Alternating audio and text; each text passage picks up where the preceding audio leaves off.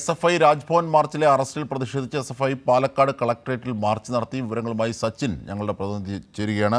സച്ചിൻ, എന്തൊക്കെയാണ് വിവരങ്ങൾ? അജിംഷ, നീറ്റ് പരീക്ഷാ ക്രമക്കേടിനെതിരെ VC നിർണയത്തിലെ കേരളത്തിലെ സർവകലാശാലകളെ സംഘപരിവാർ വൽക്കരണത്തിനെതിരെ ഇന്നലെ രാജ്ഭവനിലേക്ക് SFI മാർച്ച് നടത്തിയിരുന്നു.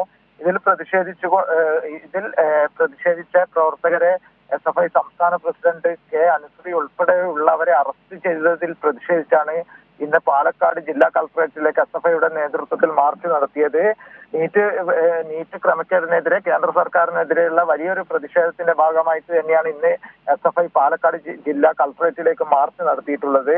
SFIയുടെ മാർച്ച് പോലീസ് ബാരിക്കേഡ് വെച്ച് കളക്ടറേറ്റിന് മുന്നിൽ തടഞ്ഞു. തുടർന്ന് നടന്ന പ്രതിഷേധ യോഗം DYFI ജില്ലാ പ്രസിഡന്റ് R. ജയദേവൻ ഉദ്ഘാടനം ചെയ്തു. SFI നേതാക്കള് മാർച്ചിന് നേതൃത്വം നൽകിയ നിമിഷം. തീർച്ചയായും എന്തൊക്കെയാണ് ഈ മാർച്ച് ഉദ്ഘാടനം ചെയ്തുകൊണ്ട് SFI നേതാക്കൾ പറഞ്ഞത്?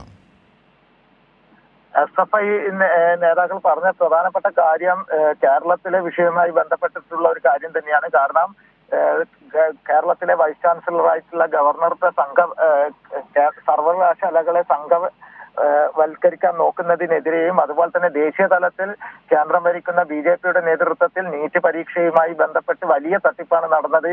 ഇതിനെതിരെയുള്ള വലിയ രീതിയിലുള്ള ഒരു പ്രതിഷേധം തന്നെയാണ് സംസ്ഥാനത്ത് മൊത്തം കഴിഞ്ഞ ദിവസങ്ങളിലായി നടന്നത്. ഇതിന്റെ ഭാഗമായിട്ട് തന്നെയാണ് ഇന്ന് ജില്ലാ കളക്ടറേറ്റിലേക്ക് SFIയുടെ നേതൃത്വത്തിൽ നടന്ന മാർച്ചിലും ഉയർന്ന പ്രതിഷേധം. നീറ്റ് അട്ടിമറിച്ച കേന്ദ്ര സർക്കാർ അടക്കം രാജിവെക്കണം എന്ന മുദ്രാവാക്യം ഉയർത്തിക്കൊണ്ടായിരുന്നു പ്രതിഷേധം. ശരി, സച്ചിൻ ദേവാണ് വിവരങ്ങൾ വിശദാംശങ്ങൾ നൽകിയത്.